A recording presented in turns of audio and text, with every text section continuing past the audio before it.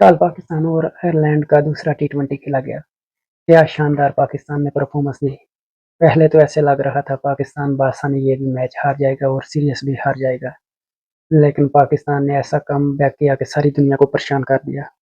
World cup के लिए जो बैटिंग हुई है कल की, वो उसका तो रिजल्ट ही कुछ और निकलेगा।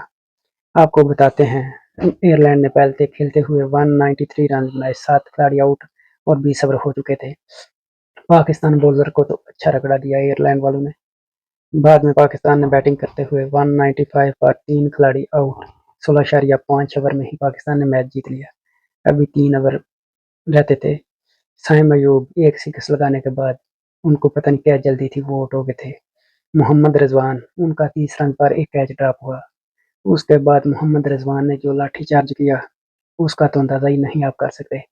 मोहम्मद रिजवान ने ऐसी शानदार बैटिंग की, एक कैच ड्रॉप होने के बाद पाकिस्तान का रिजल्ट ही चेंज कर दिया। बाबर आजम 4 गेंदों पर 0 रन बनाकर आउट। बाबर आजम हमेशा एक मैच में चलते हैं, एक में वो नाकाम होते हैं, लेकिन कैप्टनिंग में सबसे ज्यादा टी20 उन्होंने ही जीते हैं। फखर जमान, उनका भी एक कैच ड्रॉप हुआ। उन्होंने 78 रन बनाए, 40 बालों का सामना किया। बाद में फखर जमान ने ऐसा लाठीचार्ज किया कि सबके होश उड़ गए। फखर जमान ने अपना फौजी वाला हक अदा कर दिया। ऐसे फौजी जैसे पाकिस्तान फौज के फौजी हैं, इसी तरह इन्होंने जो लाठीचार्ज किया, गोरों को पीछे छोड़ दिया। और फखर जमान की जितनी तारीफ की जाए वो कम है। फखर जमान जब भी विकेट पर ठहरता है तो पाकिस्तान हमेशा जीत जाता है। फखर जमान के साथ हमारा काम है कि फुल तावन करना। अगर वो किसी मैच में ना भी चले तो फिर भी उनका साथ ना छोड़ना। जब वो क्रीज पर खड़े रहते हैं, पाकिस्तान वो मैच जरूर जीत जाता है, चाहे 500 स्कोर हो। आजम खान हमेशा नाकाम होता है, लेकिन आजम खान ने भी आज साबित कर दिया कि उसके अंदर भी दम है।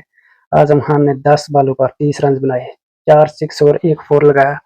आजम खान की क्या बात है। आजम खान पहले तो नाकामी की तरफ थे, लेकिन उनकी हिटिंग देखकर अभी भी पता चल जाता है कि वो पाकिस्तान के लिए कुछ करना चाहते हैं।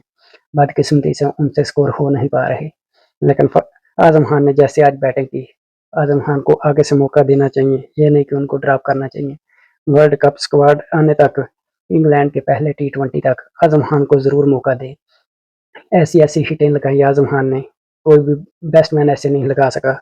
ना ही फखर जमान ने भी ऐसी हिटिंग की।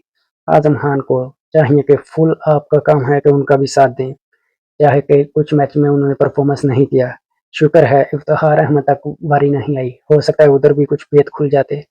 अगर आप बात करें पाकिस्तानी बॉलर की, शहनशाह अफरीदी ने 4 ओवर में 49 रन देकर 3 खिलाड़ियों को पवेलियन भेजा। पहले तो बॉलिंग अच्छी की, शहनशाह अफरीदी को 1 ओवर में 21 रन पड़ गए, वो बहुत ज्यादा थे। इसकी वजह से इतना स्कोर चला गया। मोहम्मद आमर, वो जब से इंटरनेशनल क्रिकेट में वापस आए हैं अभी तक वो परफॉर्मेंस नहीं कर पाए। वो पाकिस्तान टीम को मैच जितवाने तक नहीं गए, लेकिन उन्होंने इंटरनेशनल क्रिकेट से रिटायरमेंट वापस ले ली है। अब उनका भी साथ देना है। हो सकता है इनकी पिचेस पर, हो सकता है आयरलैंड के खिलाड़ी इतने मुतमिन होकर खेल रहे थे क्योंकि उनको पता था कि हम मैच हार चुके हैं।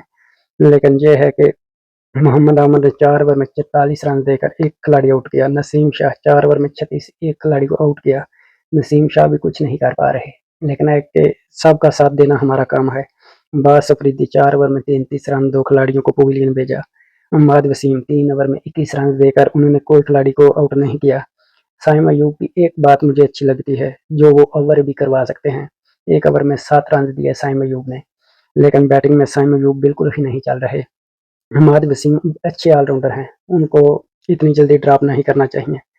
अभी कल कल एक और पाकिस्तान और आयरलैंड का तीसरा टी20 कल फिर खेला जाएगा, शाम 7 बजे शुरू होगा। क्रिकेट की हर न्यूज़ देखने के लिए हमारे पेज को लाइक, फॉलो और दोस्तों तक शेयर जरूर करें, जैसे कि हम आपको हमेशा की तरह अपडेट रखते हैं।